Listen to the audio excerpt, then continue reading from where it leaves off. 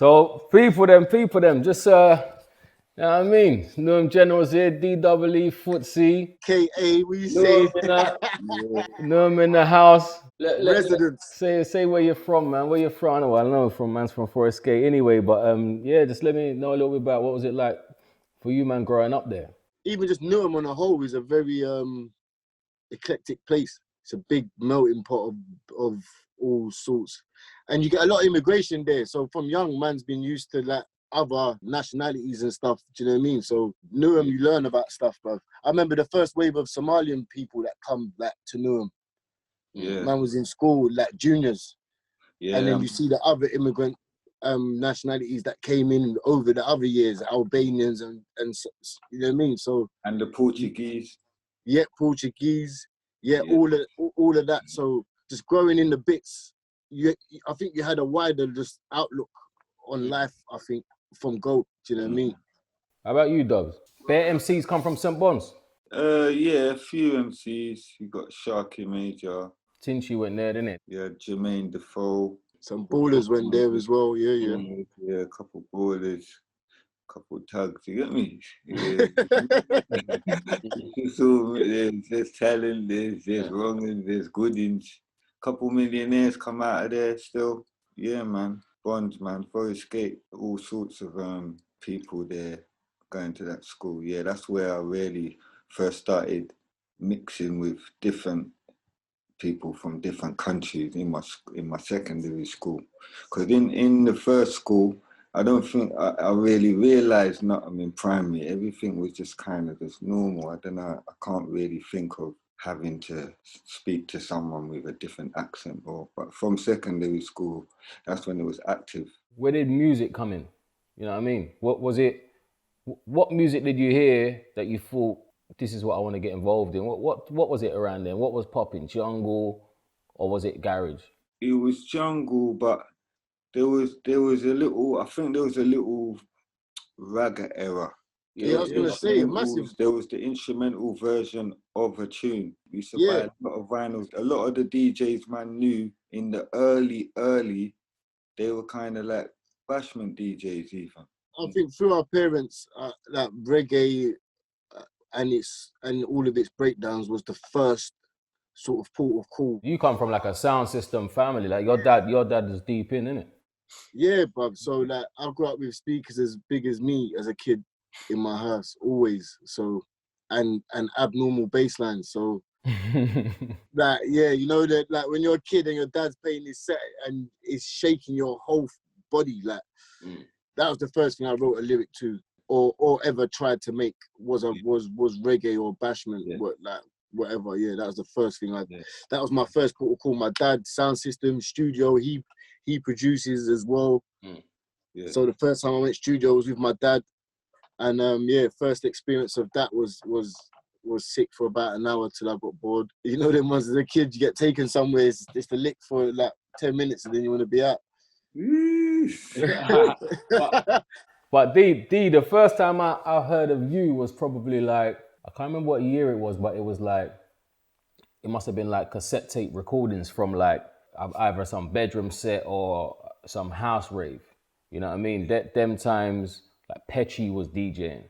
Yeah, and he was good mates with my cousin. You know what I mean? So it was like D, Monkey, Ali, you know what I mean? Scooby. Remember them guys there? Like, and I used to just play them tapes, and that's when I first kind of heard about you. But what was that period like? And where was those recordings taking place? That period, for me was like, because when I first started MCing, that's when I started DJing. So I started MCing and DJing at the same time. This is what a lot of people don't know. Legend. How can I do a bedroom set and then not go on the deck, innit? We're not always recording, innit? So I was just always having a little practice. So I always loved to DJ. So I had a lot of links as DDoubleE, MCD, whatever, because I'm going on stations and that. And then there was one point where I just started buying vinyl. And I just started bullying up a couple radio station owners to get me, and then next thing you know, I had a little set, MAD. You get me? I bought Monkey and Ali, and that was separate from Nasty Crew. I was still kind of doing my thing elsewhere. I was separating DDoubleE from that. And where were those places where you would do sets? You know what? There was a radio station I used to go on. It was in Barking. One was in Barking. Local. And there was another one. You know that pub Foots, the ship. Oh, what? Going You know, towards like, Dagenham Market? going towards on the A12, going towards. You're going towards thingy, and then you chuck the right off of the motorway. Right. Yeah, I remember. I come there with you a couple of times. Come there Definitely. with me. It's Yeah. near some. Yeah, it's just off. Was that G-Man station? G-Man. Yeah. Yeah, G-Man station. What was that called again? I can't even remember. Oh, I've come there with you. Done bare DJ dance sets, bro. Yeah. So that was like early, like before you were going on Deja on it. Yeah, he's in Nasty Crew them times when he's doing them DJ sets.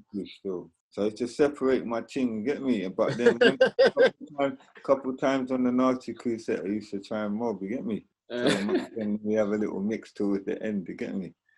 But yeah, I've always been itching to have a mix for some reason, but I just had to make sure that DDoubleE comes first. So there isn't any confusion, but people at the same time, they know DJ Dano, they know D-double DJs. And with you on the MC tip, like, I always wondered, like, you know, like when you hear MCs now, you're like, you can probably hear who they took inspiration from, or you know what I mean, whoever it is. But when I hear you, I can't tell who you was inspired by. You know what I mean? It's like you're just like as far as I'm concerned, like a one of one. You know what I mean? There was nothing like you before you. But I don't know, maybe there was someone that you looked at. Did you used to emulate another MC, or who did you look up to? I looked up to so many people that it's gone past. Like I would have to have a one boss, but I never had a one boss. For some reason, I just used to just keep coming across good music. Like I'm listening to Snoop, he's a Don. Now I'm listening to Busta Rhymes. You know them ones there, it's like they're just everyone's a Don. But the two people you mentioned just there are big characters. They got big personalities and they don't sound like all of those other rappers, you know what I mean? So Right. So I don't know. The way I've taken in inspiration is different from the way people take in inspiration today. See, today it's like it's not exact, but today there's not enough people thinking about themselves, and they're thinking. But for me, I don't know, man. I believe that I've got everything in me, all the inspiration, everything that I love is in me, but it's just, I've got my way of speaking. You speak how you speak. The reason why you speak how you speak is because of your mum and your dad.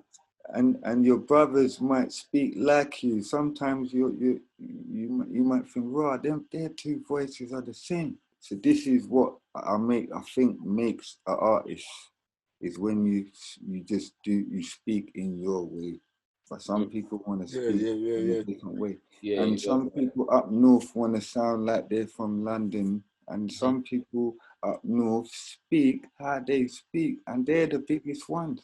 yeah, it's about being unique, you know what I mean? As you said, just absorbing all of those inspirations, but just with your own voice, like And I'm a joker. I'm a joker, a bus joke. So even on a normal one, my personality is connected. It's not disconnected. You know them ones? Yeah, I always tell people that I believe everyone is unique. So really, if you just try and be as close to yourself as possible, then you should stand out from anyone else. Foots, the first I heard about you was more like Danny Carnegie, mate. It was on a I knew about Danny Carnegie before. Knew about the border first. Yeah. Because obviously you played with Jonathan, right? Yeah, man. Yeah, he was at Charlton, played with Jonathan, and then From Senrab, I played football with Jonathan from when we was 10. We played in the pub. I got photos with Jonathan, like mad young, like proper young. Even we played for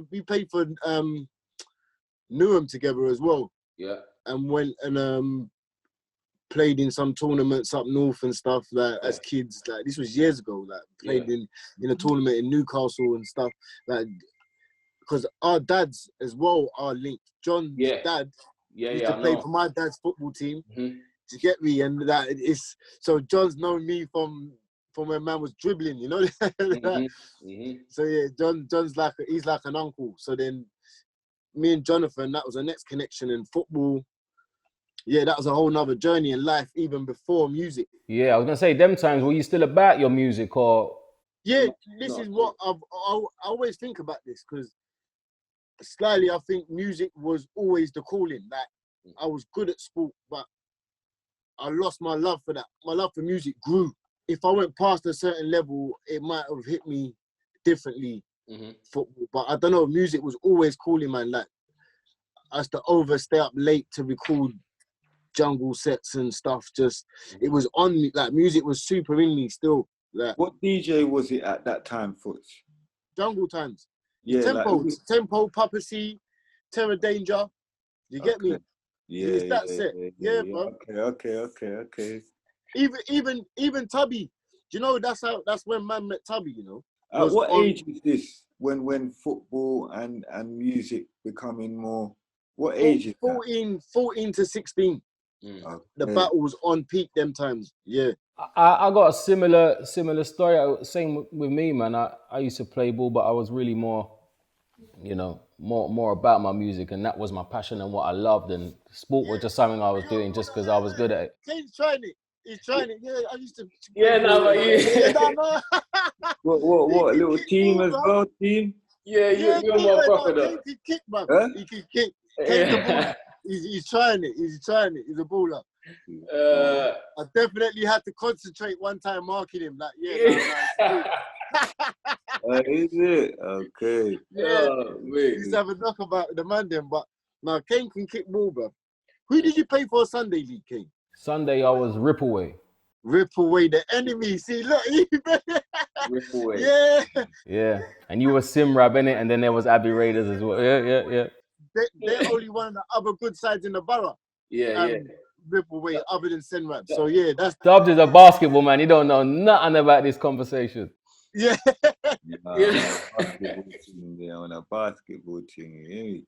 Yeah, mate. But Foot on a music thing, was it like, was producing the first thing you wanted to do, or was it MCing? Like when you was watching your dad and hearing them bass lines and that, was it I want to hold the mic and toast, or was it I want to produce those bass lines?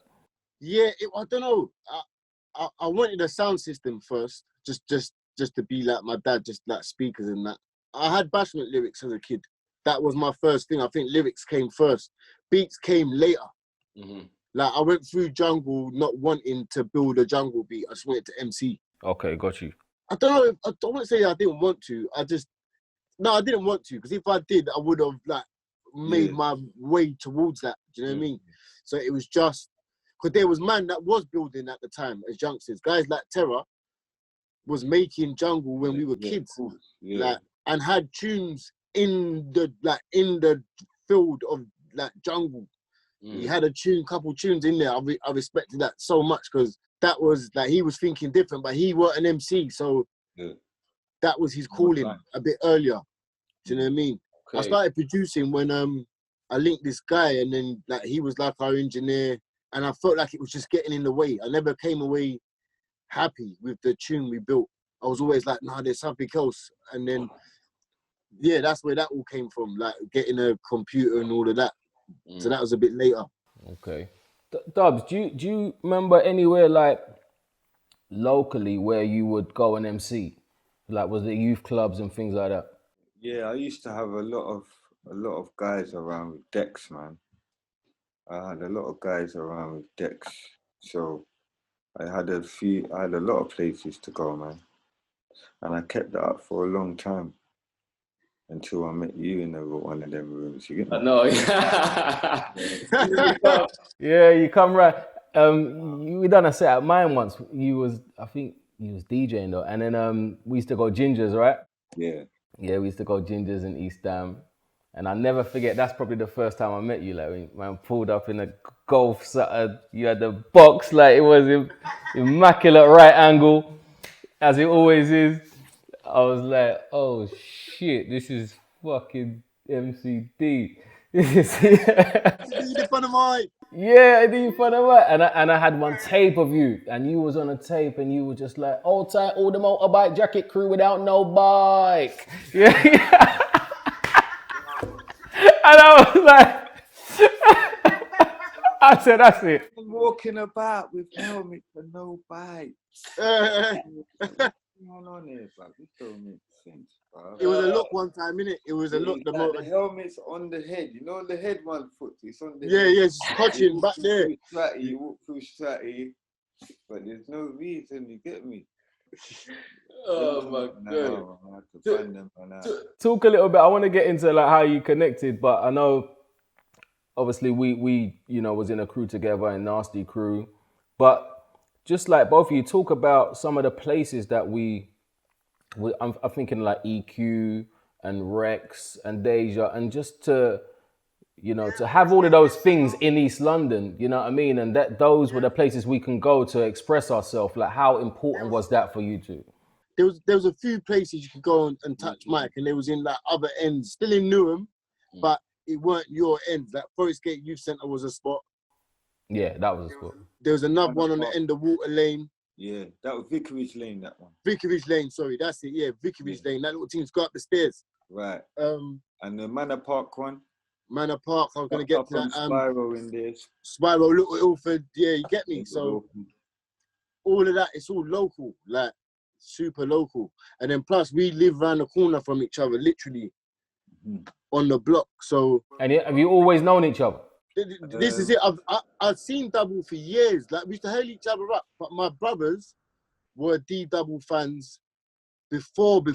Like I've known Double, but they were fans. They were telling me. So even the time I'm seeing him and saying safe and that, they're telling me what Dubs is doing. Like, bruv, he's one of the sickest and all of that. Do you get me? 16 or 17. 16, yeah. Dubs was still in St. Bonds. I was still in Gate. And we're right next to each other, so close. And we were doing Future 992 with Tempo, Papa C, Terror Danger.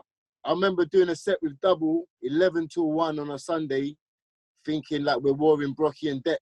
You know them ones, like level, mate. Sure. Like, yeah, bruv. And then even still from there was a life split up, and then Dubs come back on the Nasty Crew thing. Then we linked back again after the Jungle thing, and Dubs was big in the Nasty Crew field. Like I linked Dubs with a couple of things. Dubs is bodying, like he's got it on a different lock. So it was like, yeah, safe. We started doing a couple tunes, and then that's how I even got into Nasty via that. It was the link with Dubs. Dub, speak about them times a little bit when, as Footsie said, you were bodying everywhere, and I was with you them times. We was going raves, and it's almost like as soon as you touch the mic, it's a wheeler. You know what I mean? How was that for you around that time? You know what I mean? It's like, you know what I mean? Just the power of the mic, and you just kind of had people in the palm of your hands. You know what I mean? Yeah, man. You know what it is, yeah. It was a learning process, yeah, and I was shocked what I was seeing, but I was still trying to work my hardest. You understand? So every time I watch these old school sets where I'm on the mic, it's like the way I'm on the mic, it's like I'm not trying to get a reload. I'm just trying to spit my bar as best as I can, and I'm just in a zone. That's what I see. You know them one, it's not even, I was so what was happening, I wasn't watching it, but then I'm taking it on board, but I have to finish what I do, but then they reload it. So then I start again, ooh, everything's serious, ooh. It's all like dirty. It's like, so for me, it's something I've had to kind of come back in the Bruv, do you know car. what? In the Do you know what? car, Footsie said, Remember I said that to you the other day man. about one of the old sets. I said you was doing the echoes and that different, and it's the hunger and the timing. Hunger, bro. It's And just timing, and what you're saying, I can see certain old sets. I can see you're not even having fun. You are actually super concentrating, and you're doing DDoubleE. And then the madness happens afterwards, and then you snap out of it and go like, yeah, but let's go again. Like, yeah. If it was too overwhelming, it would make me have to think too much. Yeah. Different way where I might even muck up with my lyrics. But the way I'm in a zone, I have to kind of not care but care. You understand? When you see a reaction, someone else will call the reload, but I'm not calling it. I'm not calling it. when you just write a lyric as you do, and then you went to spit it at a rave and saw the reaction, does that affect the next time you write the lyric? Do you play for that now? I don't even. When you write lyrics, it's very messed up, man. There's certain moments, certain things a lyric can do, and every time I write, I don't think for that moment. It's when I know what I've written, and then I spit it to myself properly. Because you know when you write a lyric and you're disabled right now, because when you spit the lyric, you're spitting it like this, but then you know when you know it in your head, the way it comes out, this is when you really know where the lyric is. Then you need to put it down and listen to it. Then you know it's that. I can hear when it is one of them lyrics. But when I write it, it's not necessarily one of them lyrics until it goes in, comes out right, because you pronunciation. As soon as you touch the mic, the levels, it's not the same as practicing when you're reading off the paper. Okay. There's a different vibe. It's a different vibe that sometimes you can write a lyric and you think it's the one, and then when you spit it, it's not the one. It's not that. Yeah. That's bringing you onto the album. You got a tune called Forward Skit on your album, and obviously we're talking about you know what I mean? Yeah. The wheel up there, but My brother, sorry, man. You got shot.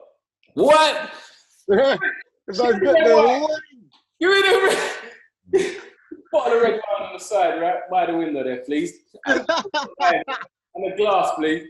Jesus. He's got the He's got My little glass of wine, yeah. This guy. I need a glass. Yeah, go ahead. I need a proper glass, but he's got a posh glass. Come on. Yeah. I've got a little mug here still. What's up, man? Them. Take a sip. Cheers to the album, and I want to talk about it because, Bye, guys. like you know, No Favors that's my tune. Yeah. But what I want to talk about is like both of you have kind of been in the game so long, and you've made albums together. Footsie, you've made like instrumental albums. D, you've done EPs, but recently you've both just dropped your first full length like solo album. Why is that? And what took so long? Did you want to do? Was this something that you was working on for a long time, or you thought the time was right? I think it's something we both needed to do. Yeah, definitely. Because I was a fan of Footsie. A fan of Double. When I first heard Footsie on radio, I used to listen, and I was a fan of Footsie. So we joined powers, but he's got powers and I got powers, and we got powers. And to hear Monkey do the same thing at that time with those bars, at that time with his beats, it's an effed up thing. Yeah, man. It's about time, to be honest, man. And when we do the next Newham General's album, it's gonna be even more crud. Yeah, that's a goal. But I think just musically, I think for me personally, I just felt ready to do one. I don't know if I was if I did one before, if it would have come out as packed up as I got this one. So you've already slightly got an album, you know, but what's that? because you've got a lot of tunes No, I know. Solo You have a bolo. couple solo things, Bro, and I you've did got the amount of tracks you've got. You I see did the one with Jammer? It was Jammer that made that hooks one, innit? right hooks. No, me and him made it. Me and him. You and Jammer made that Yeah. one. See that's like me having birds in the sky, or Yeah. in my It's, head, or signal. You know, like that's from not, then. Yeah, I think it needed to happen, like Dubs was saying, because of we met as individuals. It wasn't like we was like born in a crew. Yeah. I met DDoubleE, he met Footsie, and we had our own thing at the time. We've got tunes together like War With, and we wasn't in a crew then. That was just the brethren link up War With. Right. That is actually that is I used to our do first tune. I used to do 2-hour sets on my ones with one DJ. You know them ones, Foots? Yeah, So come when on. I used to hear you on your set, it was you and the DJ. Yeah. It wasn't like you with a next man. There wasn't a crew. It was you. Yeah. Dubs respected And that you know from what? day. Can you remember an MC called Riddler? Yeah. Riddles. Riddles, yeah. From anytime you used to listen to him, he was on his ones, murking. Like he would just be on. He would just turn up on rinse. Mobbed it. That's where I come from. You know them ones. That's why my zone is prepared for 2 hours of murking. So when I'm going back to back with guys, when I jump on the set, it's like I'm just powering up as a car ready to go to Manchester, bro. Bearing that in mind, but you know, over the years, you've always positioned yourself in crews, whether that be MAD or Nasty or now Newham Generals. What is it about the group energy that brings something different to just doing it by yourself? It can't happen without a group. Everything what is winning today is winning because of the army he's built, and everyone has strong roles.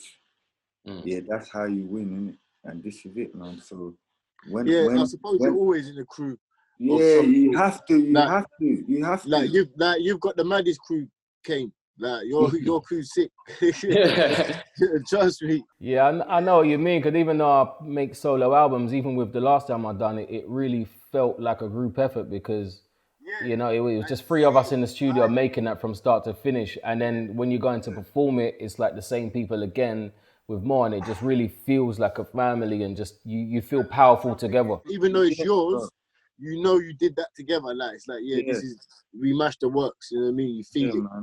So it's always a group sport to a point. I know what you're saying there, Dubs, but then it's still the solo effort that you have to put in. You're a player on the field, so on the field. You gotta hold up your end. So I think Newham Gens happened within Nasty. Yeah. Like me, Double and Monk, we used to link anyway. Yeah, that was my closest family. You understand? It's brotherlyhood. And Dubs was the center to that, because Dubs and Monkey had their link. Me and Dubs had our link, and then a lot of connections happen within Nasty. I thought, because even me and Ghetto, we linked. Even though we was there, we were still partnered, if you know what I mean. Used to was always used to. From you just need to name got it. hooked up. Yeah, you and Getz ain't got a crew and name, but used to are unofficial. Yes. Duppiers. Like if that team up happens, allow it. It's long. So it's friendships even actually. Yeah. It's even actually friendships within the artistry. We're good friends and we got good skills, so we can do other stuff. Like, do you know what I mean? But you only work with the best, man. I only work with the best, bro. I hear that. Another thing I wanted to talk about is like a few years back now, before it felt like grime had, you know, was pushed to the mainstream, and, you know, a lot of people was interested again. Before that, I'll have to credit both of you for almost like sticking to your guns and still making the music that wasn't necessarily considered, you know, popular in the mainstream. Like, what made you stick to that? Was that just because that's what you do, or just that's what you believed in and you was playing a long game? I believe it's who we are. It's who we are. Wear who And we are. I always Type of believed, following fashion. yeah, man, I believe this time was coming. Like, I Okay. believe labels would not have the final say at one point, and kids will get to do the music they want to do. Because look at the fight we come from, bro. Right. Having to, like, we come from murking radio, and then there was a clear wall. Like, to jump this wall, you've got to do this, this, and this. Like, if you don't, you're not jumping this wall. Like, it's impossible. You can try all you want, but you won't jump it. Today, the rule to getting over that wall is be yourself. And a lot of us had to change and do other stuff. Like, you've had more commercial success, Kane, so you know about having to tick boxes. Yeah. Not even when you don't want to, but this is where you're at now. That this is where your journey's led you. So to get that radio play, the song had to be like that. It couldn't be like that. See what I'm saying? And today, to hear what's in the top 10, top 20 today is sick. I'm like, yes, finally, like, it's cool. So and we've got a massive part to play in that, because definitely, because we could have done housey rhythms, you know, like what was banging at the time, and we could have done all of that. And I don't know, we just didn't feel like it was us. I think.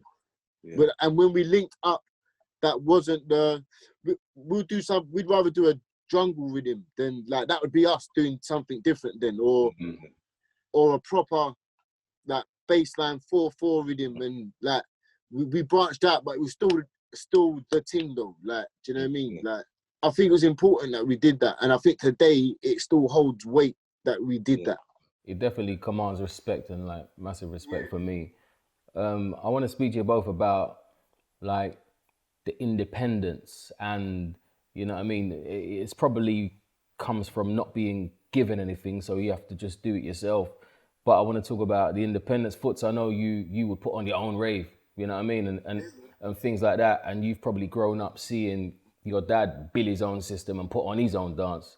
Own dances, yeah, bro. Dubs, obviously, we was like, them time there, we was white labels and all that. Just talk a bit about that kind of independence and just kind of that hustler mentality and doing it yourself. My first mentality was to just be everywhere, spit. Even if we was in West, me and Foots had to go to a station in West, Rainers Lane, wherever, I was on it. And we would just go and spit. This ain't no Addison Lee pick you up. We got a thing out there. Oh yeah. We was hustling. We might have been listen, we've been to radio in some bangers, mate. Good. We might not be looking good, bro. Some bangers, but we got there. Listen, I remember sitting in my little mini metro I had at the time with Dubs, and we made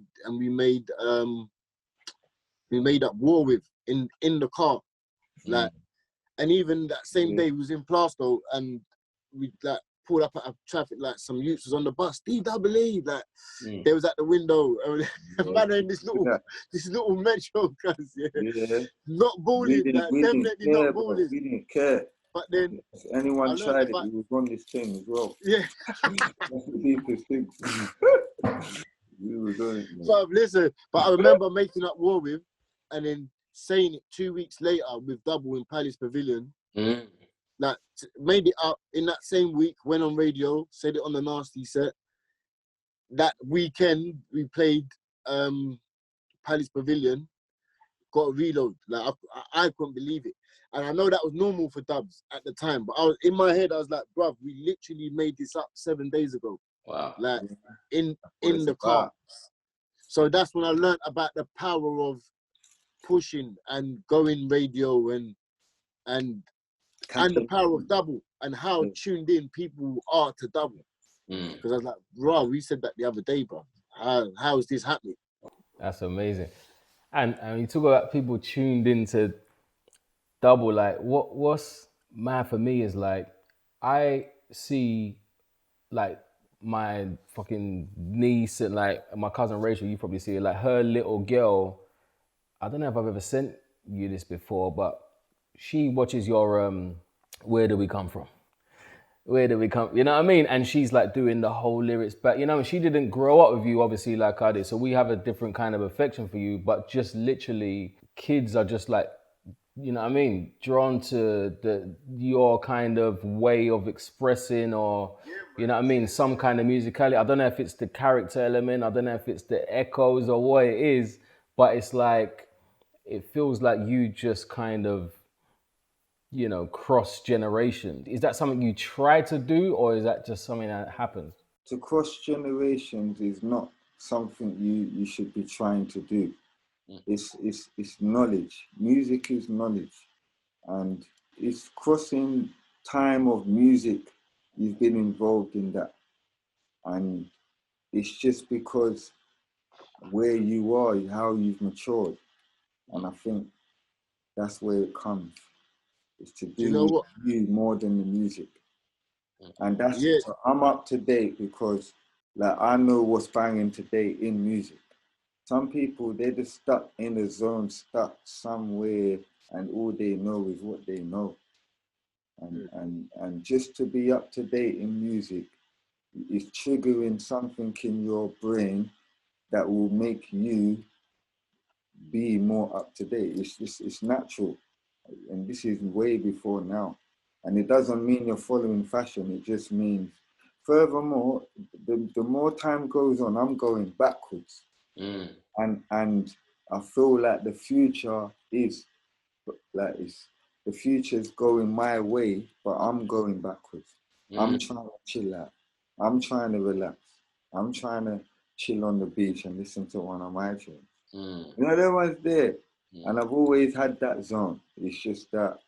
no, I know what you're saying about appealing It's to the mad, it's mad. generations, Yeah. because even in supporting UK, your crowd is mad because you've got kids that definitely weren't there when P's and Q's was the thing. Like you definitely weren't there, but it's their tune. Like I can see it in their face right now. They know this tune at the back of their hand. So what Dubs is saying again is when you're just relatable, generations will get it.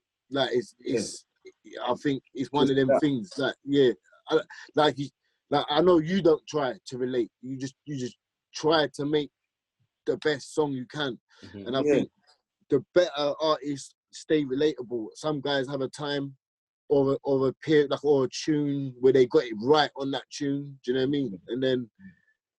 And then the better guys are consistent with that being relatable, because your crowd is filled with the guy and the girl that was really there for P's and Q's. And then Hoodies All Summer, you've got the people that might have been hearing you for the first time in that, and they're loving you. Like the gap and the difference in your crowd is insane, bro. Like, and actually made it easier to perform, because that longevity guy, if you know P's and Q's, you're due to know me then. And then that's giving me a bit of depth in the crowd. Like, just naturally. Like, it was sick still. It's that relatable thing is a special point in an artist, I think. Like, and staying relatable is a very hard job. And I think some men lose their relation naturally. They lose the relation. Even just naturally, like you're spitting, fam. You know, bro, you're lost, bro. What music? He's stuck in a zone. He's not a music man, because I want to know what you're listening to. I'm worldwide with music. You know that one? That's from before we might have been worldwide. So the ends, what's close and worldwide, I've still got worldwide, but the end is big. And I don't know. It's hard to be lost. It's hard to be lost, but there are a lot of it's people times and things changing it. You know, like some man, they was banging to man into nasty days, and then life changed for them, and that was the last time they sort of checked for that. And then when they bumped you, they're like, "Don't be bussing though." yeah, because that's that next sort, that's that other tier, and then that's that again. It becomes relatable, because they'll see someone like Stormzy and just know what he's doing through being a grime fan from before. Do you see what I'm saying? Like it's still relating back to what we did. Really. Do you know what I mean? Really, yeah. Massive impact, man. You know, you've made, and yeah, I think that relatable thing is definitely down to your personality as well. Because like with both of you guys, like you're 100% relatable because you're just real with it. You know what I mean? And that's why anyone from the bits or from Newham like embraces man differently. Like, and obviously me, like I've just want to say salute you guys and show man mad respect and say thank you as well, because I know we've done some work together, and we've made all three of us made tunes together individually, separately, and Foots, you've been on tour with man. Dubs, you've blessed man on tour and many years over, so enough respect, appreciate it, man. I love Kane, mate. Love. Love, man. Appreciate Always it. Thanks for doing this. I would probably end it there, but I because I asked Get over a couple of questions the other day, I just want to throw it to both of you. So this was like favorites, yeah. So favorite jungle, and this is MC specifically. Favorite jungle MC. DDoubleE. I'm gonna have to say the same, man. Favorite garage MC. Oh, that's a deep one. You know what? Do you know what? Rankin was my favorite MC. Favorite garage MC. He was too calm with it, Rankin. I think Mighty Mo was mine. But then CKP. He's got Mighty Mo garage MC. Yeah, you can't call him grime. No, but he had a grime tech on garage before. Like how he was MCing. Like he had 32s and that. Garage guys ain't got 32s. I might just say Precious MC on that. Precious, lyrical P, the R-E, S to H-U, that SMC. What? Local as well. Favorite rap? I'm gonna just say Styles P, man. Styles P. Dr. Dre. See, there's your producer hat coming in. Favorite dancehall? Too many, man. I got the legends. You're gonna go old school. I thought he was gonna go old school. Oh, I'm gonna have to go for vibes, man. Vibe, yeah. Do you know what? That's me as well. And it's not no disrespect to the legend, because Killer's one of mine. Do you know what? Tiger. Say nothing. What? Hey, now it. Don't start me off. That's my uncle's favorite. Man say hide and seek, you know what me did. 549, I would have won it. Man said Tiger. Hey, Won the clutch. I would have won in Japan name. Yeah. Hey, Larry. Hey. Foots, I've seen him live, you know. No way. Yeah. I've seen him live as a youth. Where? It must have been on one of them big beaches like Discovery Bay or something. I'll find out. But yeah, in Yard. Bad man. That's one for the books. Legend. Serious. You come in some long limousine, yeah? Like driving through the crowd in a limousine. And he just come out the back and he was just like, he was the cartel of now. Like he was a superstar, you know what I mean? He was the popcorn or whatever. Yeah, he come on. Then he, because we were so young now, we got like pushed to the front and whatever, and we was like proper sitting on the stage, you know what I mean? Like, and just like watching him like that. But yeah, nah. Footsie went old school on man. Okay. All right, Newham Generals. Foots, Dubs, thank you, man. Love, man. Yeah, appreciate it. And then when this is done, we got to link up and catch up soon. And yeah, bro. Yeah, me there. Hunted. Yeah? All right, big up. Cheers again. Bless up. Love, man. Love. My G. Bless. My G's. Easy.